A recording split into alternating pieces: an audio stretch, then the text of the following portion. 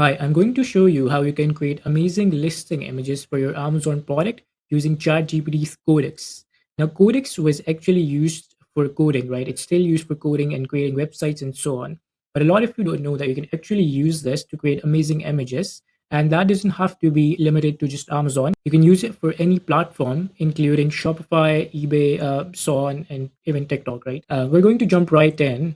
So I told Codex to design product images for Liquid Death, and this is what it came out with. Now I know the first two images are duplicates, but that's all right. You can see the other images came out really great. For example, the second image has a splash of water. The background is literally amazing.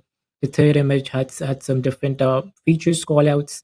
Fourth images had benefits and features, and then there's a lifestyle image, and the last image is a brand story image from Liquid Death. And I did generate this with a proper prompt, so it wasn't something that I just told Codex to come up with six or five images for the Amazon listings, but it was the proper prompt that I gave it. Now I'm going to show you the prompt, but now that you've seen the images and how amazing these came out, I'm going to show you what the actual images on Liquid Death's product look like. This is what the images are on their live page on Amazon. You can see these are absolutely simple images.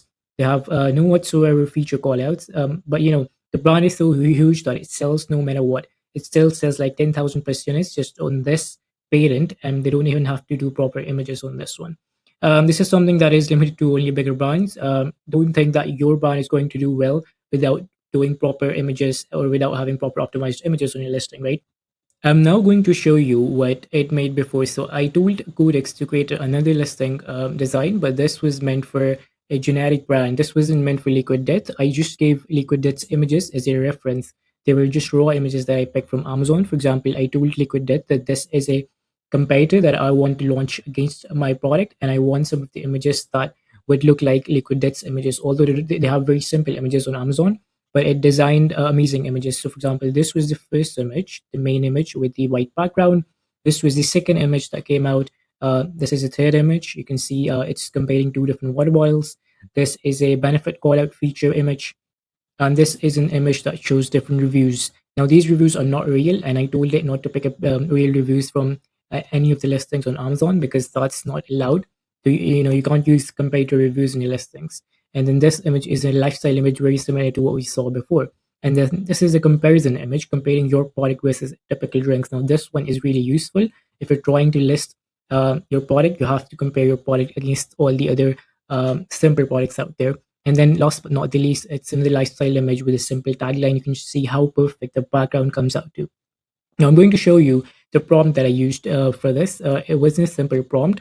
The prompt creation process is the main thing here. So for example, for this, I gave it a couple of images from Liquid Death, which I already explained, and these were meant for references. Now for this prompt, I told it not to create the exact copy of Liquid Death because I just wanted it to come up with its own creativity. And the prompt started with create a complete Amazon listing image system for premium canned water, flavored sparkling water brand inspired by edgy, rebellious entertainment first marketing style of Liquid Death. Right, this is important. Style of Liquid Death, but do not directly copy their branding, logos, packaging, and so on. Right, and then I told it all the things that I needed. For example, all the right directions, all the right creative directions, and so on. And now for this prompt, I used exactly what I needed. For example, image requirements had to be Amazon compliant, ultra high resolution, and so on. I did say I will provide some lifestyle images, which I obviously did. And then I gave a prompt for every single image. For example, main image has to be with a pure white background. Now, these are some things that you have to explain to Codex exactly as they are because they don't really know. Codex don't really know what Amazon compliant images look like, right? And for example, I also gave it a couple of taglines, possible themes, and so on. So I'm going to send you this prompt. I'm going to attach this in the description so you can use the exact prompt.